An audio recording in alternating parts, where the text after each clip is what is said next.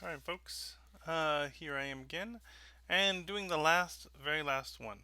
Um, this is the very last one because, well, we already solved for everything else. Equation four is got a final velocity, it's squared. It's got an initial velocity, it's squared, and a plus, a two, an a, and a delta x. We've already did. That was the first one we did. Then I think we did this one, and then we did this one, and now we're going to try to solve for that one. So I had to make up a problem that mentioned this, and mentioned this, and mentioned this, then ask for this. That's it. So I said a car accelerates from an unknown starting speed. So I don't know what this is yet. It accelerates at 5 meters per second squared over a distance of this. So I don't know what the starting speed is. I know that it accelerates at a rate of 5 meters per second squared, so 5 meters per second, over a distance of 200 meters. So we do have a distance, and it's 200 meters. And its final speed is 120 meters per second. So v is equal to 120 meters per second. What is the starting speed? So what is the starting speed?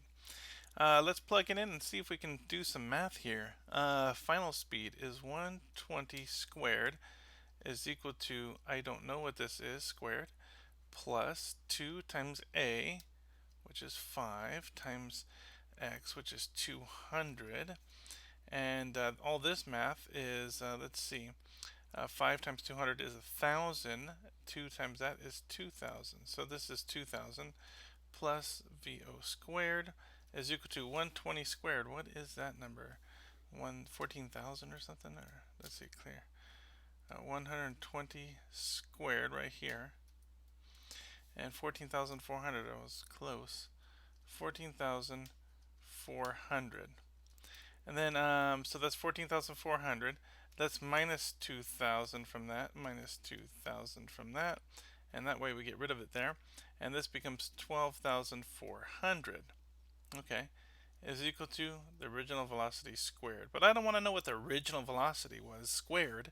I just want to know what original velocity was. So let's square that. Square root it, sorry. We'll square root the other side. And that way we just have VO over here and whatever that is. So let's minus 2,000 from that.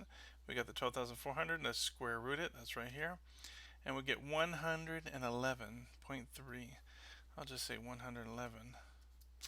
111 meters per second. So let's just write it out correctly. 111 meters per second. And that's it. I don't need to worry about the 0.3 after that or anything like that.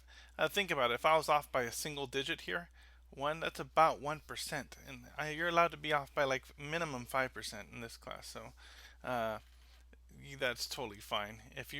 In fact, if you put 110 meters per second in the quiz online on the Moodle thing, you would still mark it correct.